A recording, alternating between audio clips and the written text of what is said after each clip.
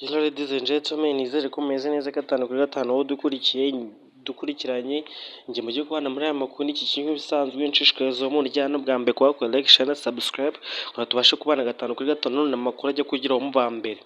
Amakuru tugiye kubagezaho n'amakuru y'incambwongo hano muri showbiz ndetse no ku muryango nyarwanda muri rusange, aho umusore w'imyaka 26 uzwi ku izina rya Mutambuka Derrick uzwi cyane nka DJ Dinzo yari umuvanzi w'umuziki wavutse ku itariki yavutse mu mwaka w'1998.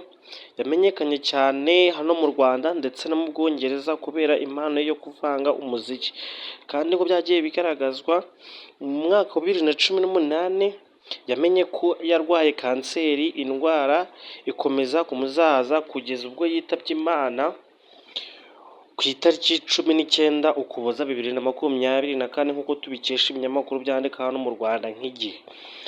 Kandi nk'uko byagiye bigaragazwa muri 2021 abaganga bo mu Bwongereza bamubwiye ko asigaje igihe gito cyo kubaho, bituma asaba ubufasha bwo kugaruka mu Rwanda kugira ngo aharangirize ubuzima bwe.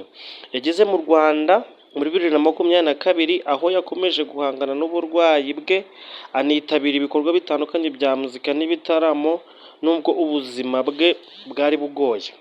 Kandi uyu DJ Dinzo yitabye Imana afite imyaka 26 nyuma y'imyaka 6 ahanganye na kanseri. Urupfu rwe rwababaje benshi mu bakunzi be ba muzika ndetse n'inshuti ze bitewe n'uko yagaragaje ubutwari mu butumwa yatanze mu rugamba rwo guhangana n'iyi ndwara ya kanseri.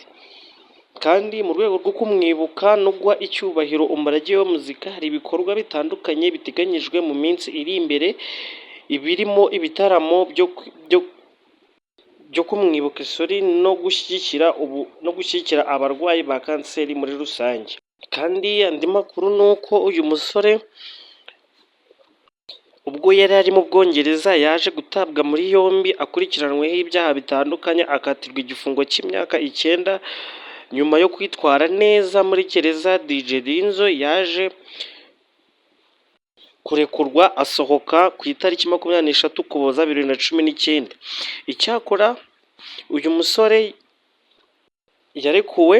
yarekuwe kanseri imaze kumuzahaza, atangira gushakisha uburyo bwo kwirwanaho. Amakuru twari tubafitiye nagarukiye, nihanganisha umuryango we muri rusange ndetse n'abafana be muri rusange bagenda bamukurikira. Gusa Imana imuruko didashira, kandi may his soul rest in peace, kandi bakomeze bihangane. Ciao ciao, mukomeze mugire ibihe byiza. Njye mwabanaga muri aya makuru n'ikiki. Imana ibarinde.